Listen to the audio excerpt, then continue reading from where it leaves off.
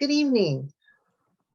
Welcome to Keto Confab. It's Wednesday evening and it's just after 7 o'clock Central Time. And we are here, a group of people wanting to live the keto lifestyle for our health and happiness.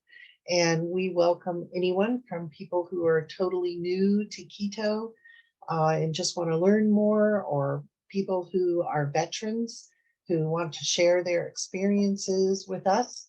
And we finished working through Dr. Annette Bosworth's Keto Continuum Workbook last week.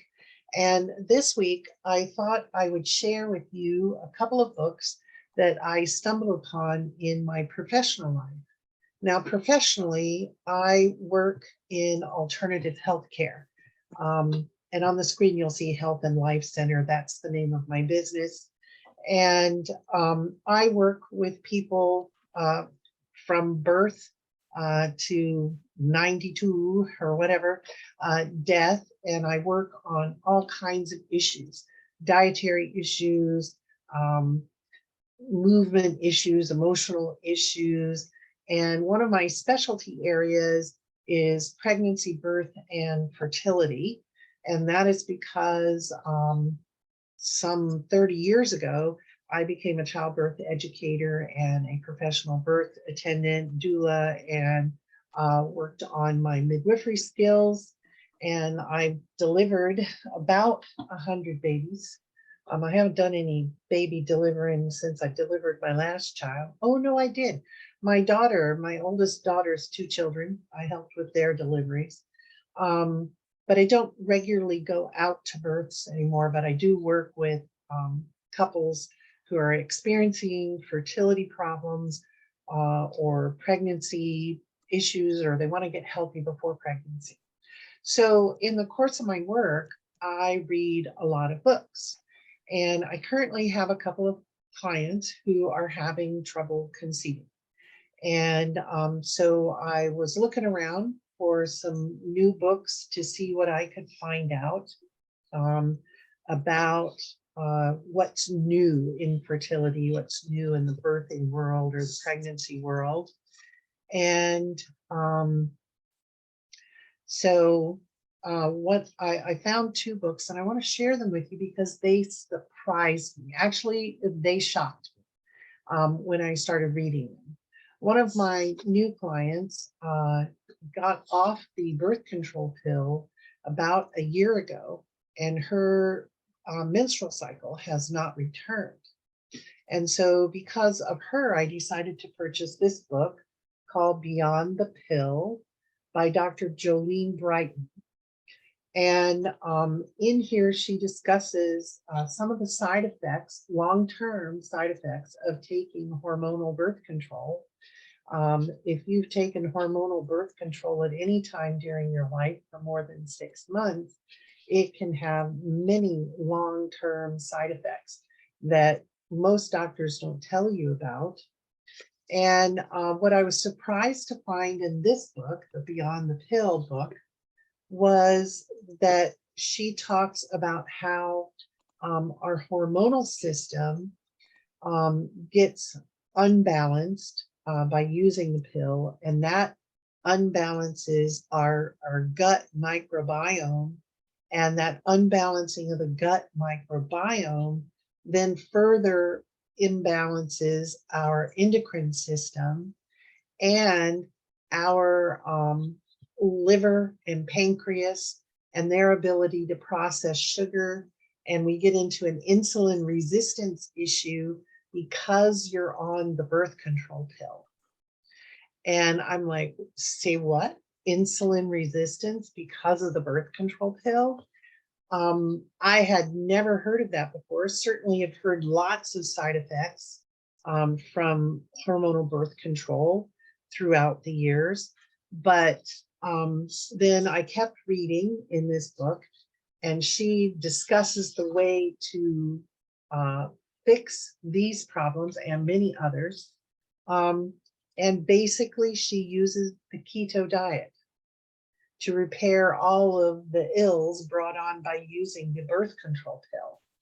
Now, she does suggest for particular issues, there's this herb and that herb and everything to help clear. And she does have a liver cleanse in her book to use to clear the liver, because she says the liver is the one that is most damaged by this, and this whole hormonal imbalance, microbiome imbalance, and insulin resistance issue is set up by the damage to the liver from using hormonal birth control.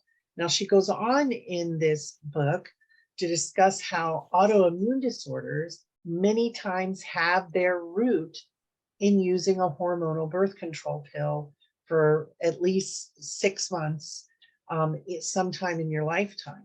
And she suggests that individuals who have POTS, SIBO, leaky gut, fibromyalgia, MS, and all sorts of other autoimmune disorders, if you have taken birth control in the past, what you need to do to heal from your autoimmune disorders is to use the ketogenic diet, and of course her liver cleanse and the other herbs that she suggests. Now, I was shocked. Number one, I was shocked about the link between autoimmune disorders and hormonal birth control. I mean, I'm like, I had never heard that. And also, I had heard the link between infertility and autoimmune disorder, and the hormonal birth control. But I didn't realize that our diet, our standard American diet, is causing infertility in men. What they are now finding in studies is that men from the 70s, adult men in the 70s, had more fertility than men in 2014. That's the last data they have. And the fertility of men has been cut in half. And this is studied by looking at sperm volume, sperm motility, how they move, and sperm morphology, how well they're built. And so whereas a man in the 1970s was found to have like 80 million sperm in one ejaculate, now men's sperm numbers are down to about 40 million. And 40 million is considered the edge of infertility.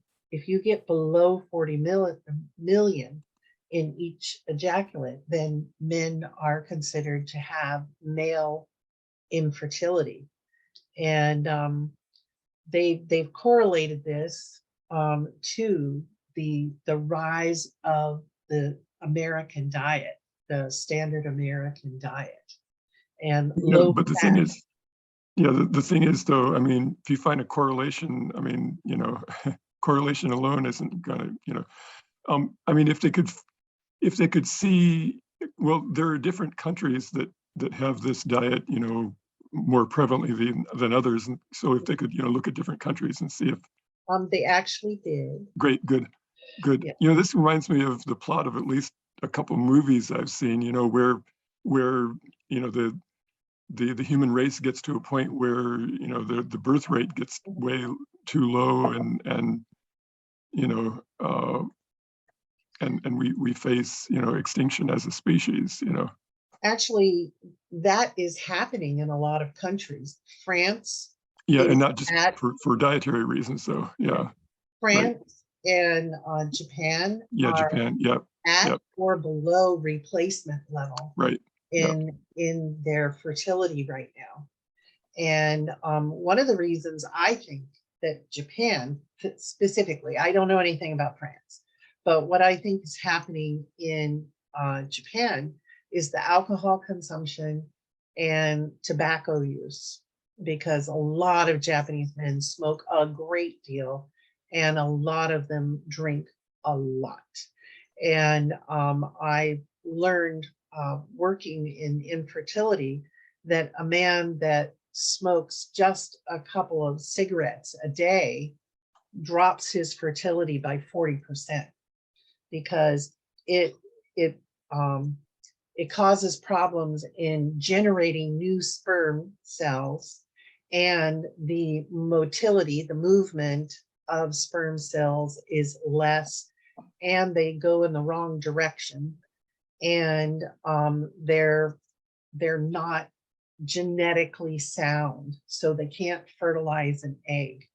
And so with men, they say that fertility depends on environmental factors, including food and chemicals and smoking and alcohol and everything, much more than in women. Food does affect the ability of the eggs to come off the ovary well, but they aren't as affected in the quality of the eggs. And so it's been pretty interesting. So I found her book very interesting in general. I'm not a huge person for all sorts of herbs, like tons of herbs, because like she'll say, okay, if you have PCOS, polycystic ovarian disease, use this long list of herbs. I like herbs. I think herbs can be helpful, but tons of them all at once, I think is a problem. Anyway, so that's enough about her. Then I happened to see a video of Dr. Ken Berry talking with another doctor, Dr. Robert Kiltz. And Dr. Robert Kiltz is an OBGYN, and he works at NYC Fertility Clinic. He is an OBGYN that has been working in fertility for 30 years. And some 10, 15 years ago, he stumbled upon some Eastern modalities like meditation and acupuncture to help people with, and mindfulness to help people with infertility. And around the same time, he found the ketogenic diet. And I was really surprised because one of his first recommendations in his clinic, this is his book, it's called The Fertile Feast. And in his very first recommendation to any and every couple coming to his clinic in New York City is that they begin the ketogenic diet, both man and woman, because he has found that the standard American diet damages something called spermatogenesis, which is how sperm is made. And it can, male infertility is the cause of 50% of all infertility between couples. And female infertility issues is 50% among females. So you've got to work on both sides to make sure that the couple can conceive.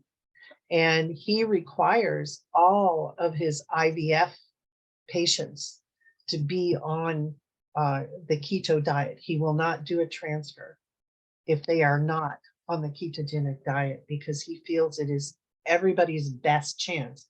And when you are spending $20,000 to $30,000 per transfer, he says you got to go all out and try everything and be doing everything you can to try and get that egg to implant and the pregnancy to go forward.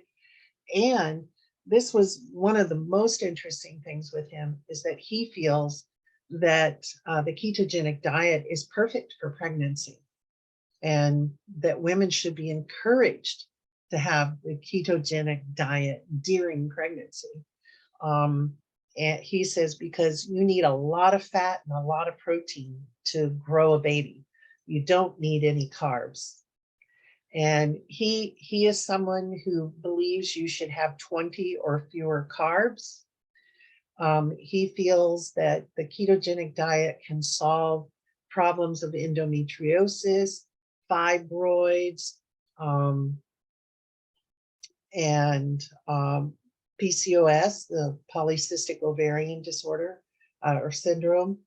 And he says it's his first intervention, and he requires it. And in fact, he has stories in this book, The Fertile Feast, of clients. He always does an interview wherever they're coming from, because he says, I get people from all over the country and from Europe and from Canada coming down. He says, I do an interview with them so they can meet me and understand what I do here. And, you know, I tell them in that interview that I want them to do the ketogenic diet. And he says, so many of them, while they're waiting for their first appointment with me, because he says it takes 4 to 6 months to get in, they'll get pregnant because they start the ketogenic diet, and within 6 to 8 weeks, they're pregnant, because the ketogenic diet has been able to change the metabolism and the body's hormonal functions to the point where they can get pregnant. And so it, to me, because it's an area that I have expertise in, and of course, because I work with people in this area, it's very interesting to me. And it's exciting that, you know, now that I've read these 2 books, I can feel with authority that it is, number one, safe for people trying to get pregnant, or people trying to heal from hormonal imbalances to go ketogenic. And number 2, that, you know, they could have results in very few weeks and be on their way to having the baby they want to have. And so finding these 2 books have been just really exciting to me. And I wanted to share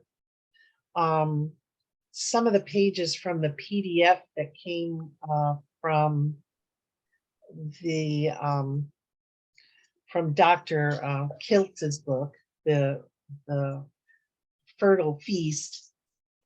I wanted to share that, trying to find the screen. Here it is. Tell me when it's up. It's there. Okay, good. So I first, usually when I purchase a book for my business, I purchase it on Audible, so I can start listening to it right away. And if I feel it's worthwhile, if I'm going to be able to loan it to clients and use it, then I will purchase the hard copy book. And a lot of books these days that come on Audible come with PDF files associated with them, with diagrams and things. And so I just wanted to share some of the diagrams that came with the PDF. And this is his diet pyramid of the ketogenic diet. And he puts low glycemic fruits up here at the tippy top, and then nuts and green vegetables, and then oils, butters, and healthy fats, and then meat and dairy. And I'm like, oh, that's a nice food pyramid.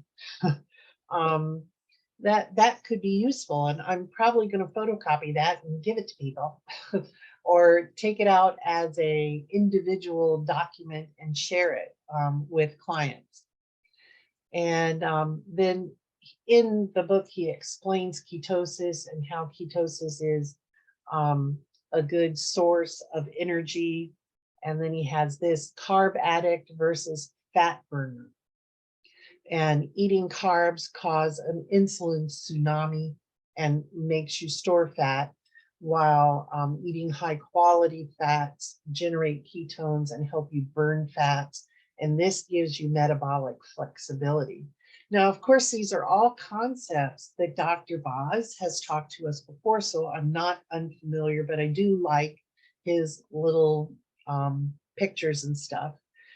The way he wants his patients to do the ketogenic diet is a 5% of the diet, 5 to 10% of the diet to come from carbs, and 20 to 25% to come from protein. And he discusses on the book how overdoing protein can cause issues.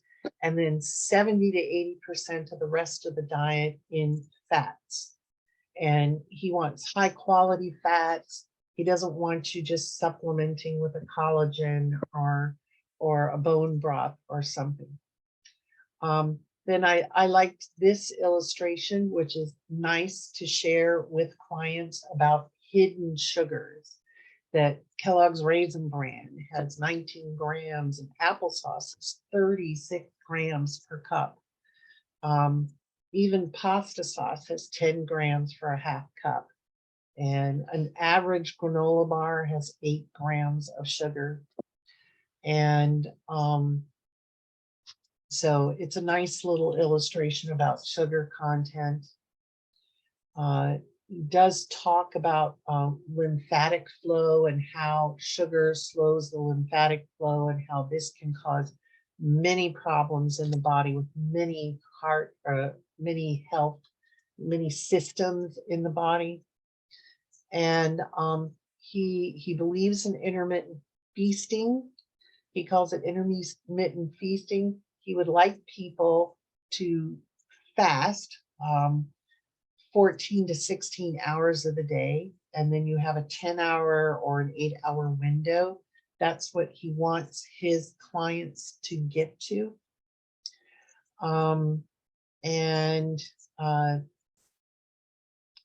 See, then he talks about high glycemic foods and the damages they do and the stress it causes, especially to the immune system, and chronic inflammation and everything. He has really good illustration. Now, I also like this diagram that he puts up as these are fruits by the percent of sugar content. And I found an error here. They spelled lemon with an I. Oops, the editors missed that one. But you can see how cassava melons and avocados are very low on this sugar composition. Lemon and lime are also low. Tomatoes are low, but they're higher than lemon. But most other fruits are pretty high in the sugar content. Sweet cherries, look at that, man. No wonder they used to cause bowel problems with me. So much sugar.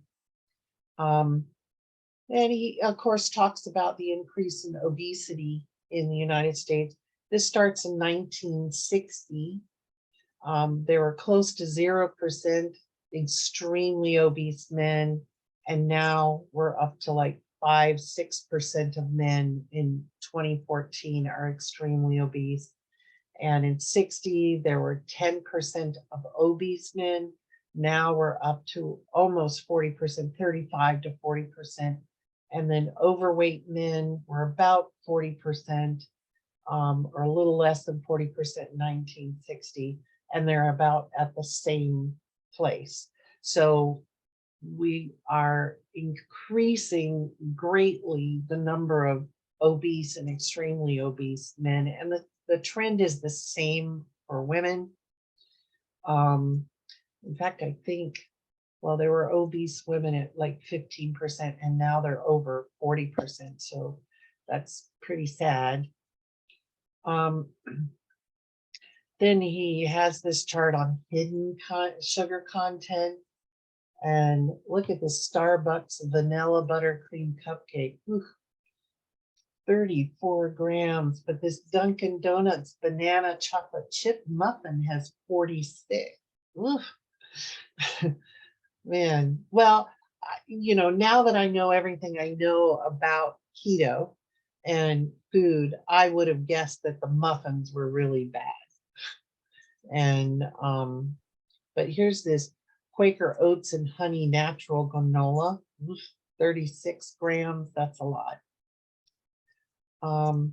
Oh, and then he has the list of every single one of these things they put on food labels that mean added sugar. I mean, a lot of people don't know that trehalose is a sugar, or some people wonder what's beet sugar. Well, beet sugar is sugar. We grow a lot of beet sugar here in North Dakota. Edible lactose, that's a sugar. Dry sweet, dry mole. Some of these I've never heard of, but it's nice to have a list like this that I can share with my clients. And then, of course, he talks about the origins of infertility. Less than 5% of all infertility, male and female infertility, is genetic. So only 5% is genetic. The rest is what's going on in our bodies and what food that we eat. And what he suggests for people to eat is what he calls his baby diet.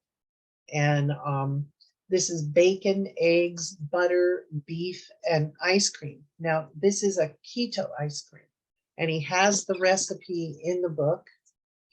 And I made it today, and Scott and I tried it out. And it has 3 ingredients. It has 100%, whipping cream, not half and half, it's whipping cream, whole fat whipping cream, 3 egg yolks, just the yolk, and then some vanilla extract. And then you whip that all together. And I put mine in a mason jar and just set it in the freezer for 3 hours. And then I took it out and tasted it to see how it was. And I thought it was pretty good. I think our vanilla extract is old and I need to get some new stuff because there's a little bit of an old vanilla extract taste to it. But other than that, it was cold, it was creamy. I was willing to accept that as an ice cream substitute, and it had no sugar in it. And it's just basically fat, because egg yolks are fat. Each egg yolk has, 6 grams fat, Scott? Is that what it is? I forget, are you talking about a medium egg? Yeah, a medium-sized egg. Yeah, I can look it up. Because the fat is in the yolk. It's not in Right. the Yeah. white. Yeah, the white is basically protein, the albumin. Yeah. Yeah. And then, of course, your whipping cream has less than 1 gram of carb, but I can't remember how much fat is in that either. So what was the recipe? It's 3 egg yolks, and you beat them up, and then a teaspoon of vanilla extract, and then a pint of whole fat whipping cream. And then what I did was I poured it all into my my mason jar, and I just shook it all up and shook it all up and shook it all up and shook it all up and shook it all up. And once I thought I had shook it enough, I put it into the freezer, and you have to have it in the freezer for at least 3 hours for it to set. And I think I had left it there for 4. So Scott, what did you think about the texture and the taste? It was really good. Yeah, I liked it. In fact, well, I mean, to me, it was pretty much the same taste and texture as ice cream. It's, of course, I don't have a very discriminating taste, Now- for example, I think the vanilla flavor tasted fine, really. And actually, I mean, back in my day, the vanilla extract was always old, and we liked it, basically. Just thought I'd put that in there. Grumpy old man. Thank you. So I'm, because I've been keto for more than 2 years, I try not to eat very much sugar. Now I have sugar cravings and I want some, but I'm trying to find things to keep me from wanting sugar so much. And when I tasted it, it tasted sweet. I think that's the cream. And I did taste a little bit of alcohol-y bitterness from the vanilla extract, but I'm going to look for a different kind of vanilla extract. Now he uses a powdered vanilla extract. That's a particular brand, and I'm going to see if we can get that, because he says he thinks that makes it the most tasty, that particular brand, because a lot of the liquid vanilla extracts do have a slight alcohol under flavor or a slight bit of bitterness. He says he likes to use actually not natural vanilla vanilla beans with it, but you know, we don't have any in. I don't think our stores sell them. Yeah, probably not. Yeah. So What but about, our local stores do have pine nuts, so that's something. But yeah, the yolk of a medium egg has 3.9 grams of fat. Okay, so almost 4. Yeah. Okay. And how much fat is in cream? The whipping cream? The 40% heavy whipping cream. Yeah. Well, let's see.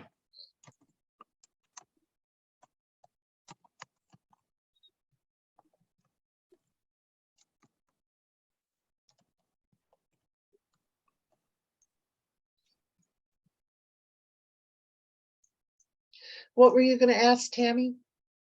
how about other flavors besides vanilla, like strawberry extract or cherry extract or banana extract?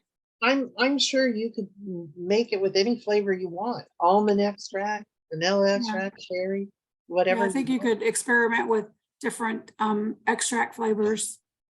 Yeah, and he said occasionally you could put a little bit of sugar in there, but he says don't use any of the artificial sweeteners. He says if you're with my program, I don't want any artificial sweeteners, because they all have a kickback problem. And so he says just use regular cane sugar, you know, get organic, get clean cane sugar, but use a little bit if you need to, but not all the time. And I'm like, you know, this stuff is fine without any sugar. I'll eat this without any sugar. So anyway, so tonight I'm gonna put some videos linked to our video when we're done here tonight. I'm gonna put the video with Dr. Ken Berry and Dr. Kiltz talking about the best human diet to help with infertility. I think the title of it is Eat Fat and Get Pregnant. Of course, not everybody listening is going to be wanting to get pregnant. But the thing is if you can eat fat and fix your metabolism to be healthy enough to get pregnant, then you can use fat to fix your metabolism, to fix your other health problems. Like Dr. Brighton was talking about in her book, fix the autoimmune issues you've got going on, or the fatty liver you've got going on, or the kidney disease you've got going on, or the diabetes. I don't know if I mentioned, but she talks about how the birth control pill sets us up to get diabetes later in life. You might not get diabetes while you're young and getting pregnant and everything, but the damage the pill does to our metabolism and our bodies, our liver and our pancreas, sets us up to get diabetes later in life. And I'm like, that's just crazy. And anyway, so now let's see what there's something else. Well, he talks about using gratitude and mindfulness and stuff. And then he does have a list of foods he likes to share. Just a second, I gotta let somebody in.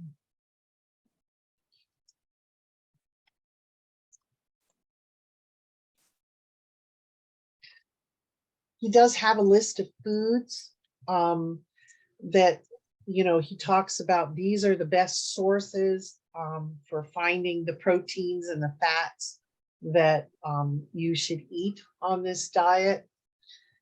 And then healthy fats, he talks about healthy fats and where to get them, and the vegetables that are non-starchy. I like having a list of non-starchy vegetables to share with people.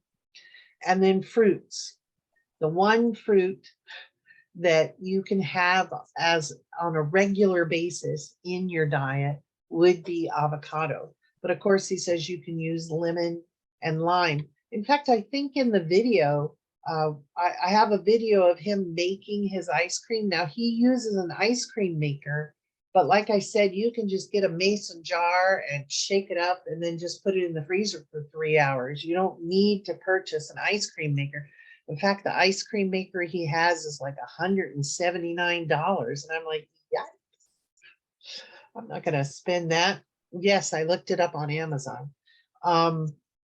He said, I think he said in that video that you could use a squeeze from a lemon to make this keto ice cream that isn't going to kill your diet. Beverages and miscellaneous, and then foods that can be the exception more than the norm. And this is a list of mushrooms that are the fruits and vegetables that are the exception. And then grain-fed animal sources, and then seeds and nuts, and fermented products, soy products, and condiments. I don't know why they just put these teeny tiny little lists on a full page. I mean, that's kind of silly, don't you think? And then he talks about alcohol, but he basically says alcohol works against weight loss, and fertility goals. So, but the choice is yours. And then he does have all sorts of meal plans. He goes with 2 meals a day for his keto patients, and he gives ideas. Now, I'm not sure if in this PDF they have it, but he did say he does have a vegetarian list of foods and how to manage doing keto if you wish to be a vegetarian. Yeah, here's vegetarian keto burritos and tortillas, Brussels sprout hash with eggs and cheddar, and vanilla overnight oats, and everything. So he does have options for persons who are vegetarian, which I thought was very good and could be very helpful to some people. And ooh, this looks good actually. Scrambled eggs, 1 small tomato, heavy cream, cilantro, scallions, thinly sliced salt and pepper. That sounds good. I had scrambled eggs for dinner. It was just scrambled eggs and salt and pepper. Yeah. Well, you should try putting a diced little tomato in there and some scallions. I do sometimes, not the heavy cream though. Yeah. I don't really need the heavy. I've never put cream in, but I'm looking for more fat because, as you know, I can't eat any nuts. There are no nuts for me. And I can't eat avocados or coconut anything, or olive oil anything. And I have a love-hate relationship with milk products. And so, well, today I actually decided to try something that I believe Dr. Brighton in her book suggested. I made some cheese chips. She says if your body tolerates cheese, then you can try and make cheese chips to take that crunch thing away. And so I made some cheese chips from Havarti and provolone cheese, because the white cheeses seem to not affect me as much. I don't get a runny nose or respiratory issues or anything. The orange cheeses tend to cause me more trouble. So here's what my cheese chips look like. And I think Scott and I figured out that each cheese chip has pretty much 0 carbs and about 3 to 5 grams of fat. And they're good. If you sprinkle salt on them, they're great. And those didn't take long to make today either. I basically took a slice of Havarti and folded it in half, and a slice of provolone, folded it in half and put it on parchment paper, put it in the oven at 350 for 15 minutes, and then let it sit and cool. And I have my cheese chips, and they're very tasty. And hopefully that'll keep me from seeking other stuff that I shouldn't have. Oh, here's something. Zucchini noodles with avocado cream sauce. That sounds good. Melody, if this is Melody, who comes here and is a vegetarian most of the time, these recipes would be for you. I can send you this document if you want these recipes. They do sound good. Spinach and artichoke egg casserole. Yum. That sounds good too. Oh, Mel says, yep, I'd like that. Okay, I'll send them. And anyway, so that's what I've learned reading these 2 books. This one, The Fertile Feast, and this one, Beyond the Pill. I'll put these books in the description, and I'm going to link a number of videos, at least one with Dr. Brighton talking about healing from taking hormonal birth control and how we can use the ketogenic diet to heal from various autoimmune disorders.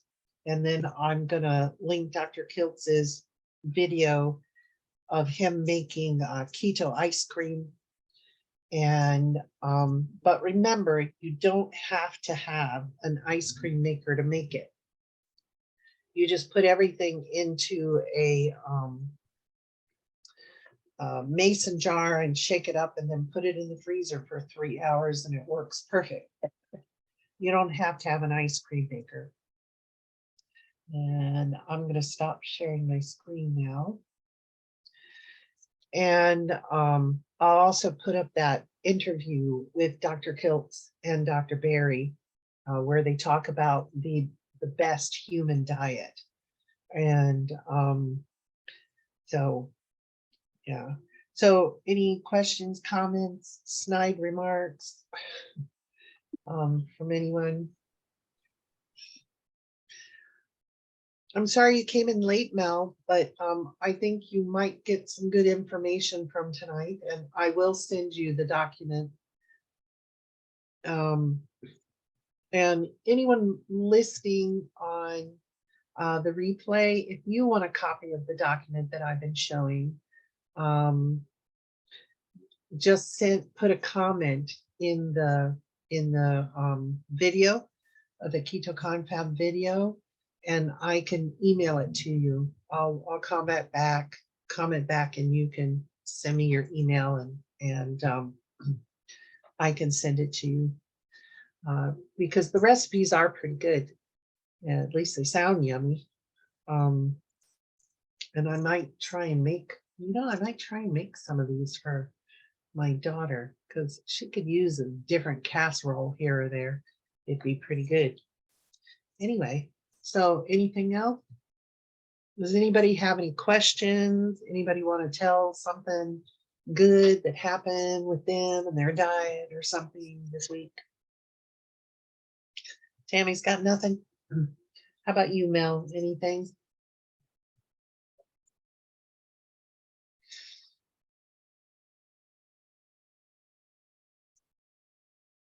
Anyone looked into GOLO? Anybody know what GOLO is? Tammy's shaking her head. Can you tell us what GOLO is, Melody? It's a website, golo.com, the end of yo-yo dieting. Maybe that's it. Oh, says it's a fat burner supplement. Okay. No.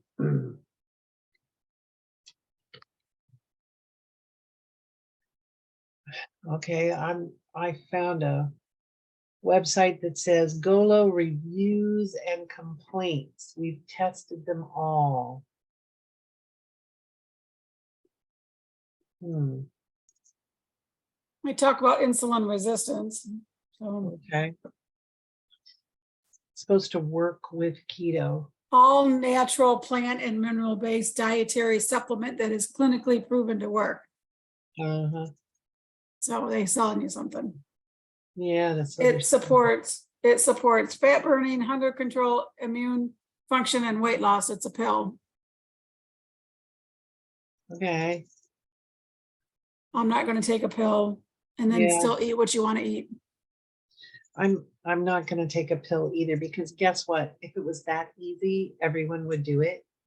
And there's always something you have to pay. There's something to pay. If you try and do a shortcut, there's always, you got to pay somehow. And I'm already having, no, I have enough of my own troubles. I don't need to make new ones.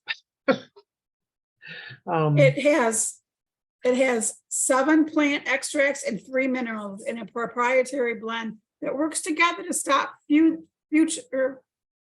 further weight gain and starts working immediately to reverse insulin resistance so your body can start to release its stored fat.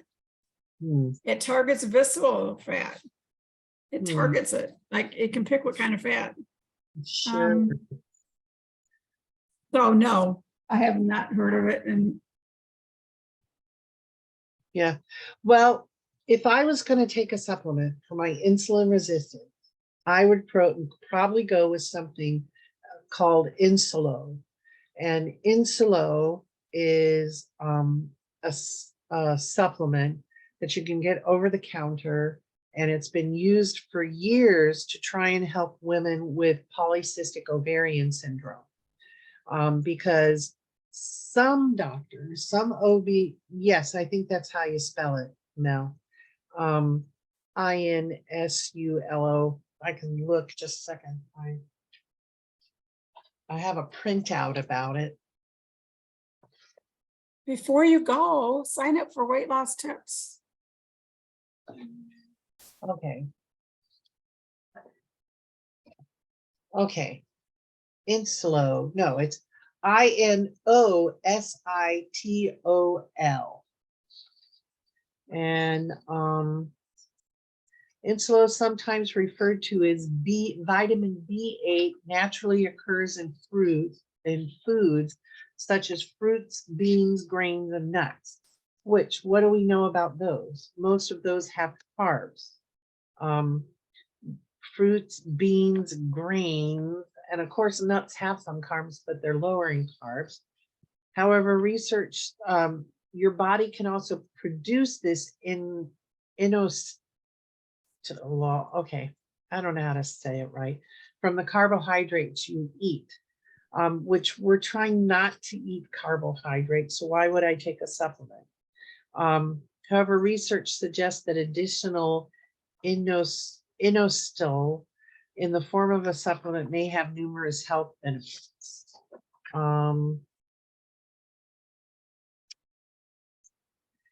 They say you need to take about 1 gram a day of this. It influences the action of insulin, a hormone essential for blood sugar control. It affects chemical messengers in your brain, such as serotonin and dopamine. The reason I looked inositol up is because I have a client who wants to get pregnant. Oh, I'll spell it just a second. Wants to get pregnant, and she wants to take this because she has polycystic ovarian syndrome. And I told her that the blood sugar metabolism during pregnancy is very, very particular to protect the baby. And I don't know what taking an artificial supplement is going to do to that. So I don't suppose any of you wish to hear about how the blood sugar control mechanism changes in pregnancy, so I won't bore you with it. But okay, so what this article continues to say is that while research is still limited, inositol supplements may be helpful for treating panic disorders and a severe form of anxiety. It may also improve symptoms of depression, but the research is mixed. As with other mental conditions, research on the effects of inositol and bipolar disorder is limited, but preliminary studies look promising. I just don't think that I wouldn't take it, and I would not suggest any of my clients especially attempting to get pregnant, to take it. The better thing to do is to cut out the carbs from your diet. Okay, so here's how you spell it. It's inositol.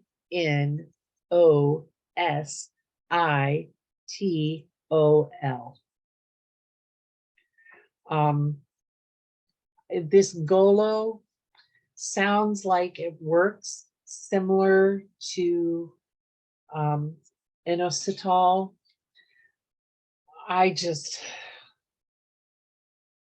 There's always something to pay for it.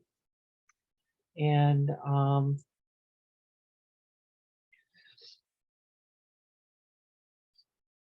so anyway, but I'll look into the GOLO a little more, Mel, and maybe I can send you some information, and I'll send you a link to where I got the information about the inositol.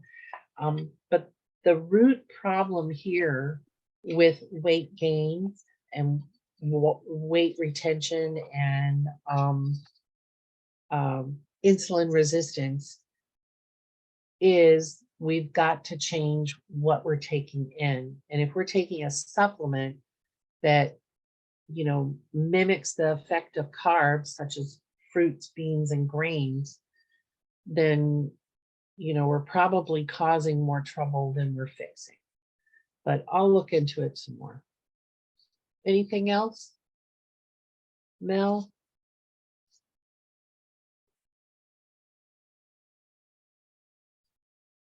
No, okay.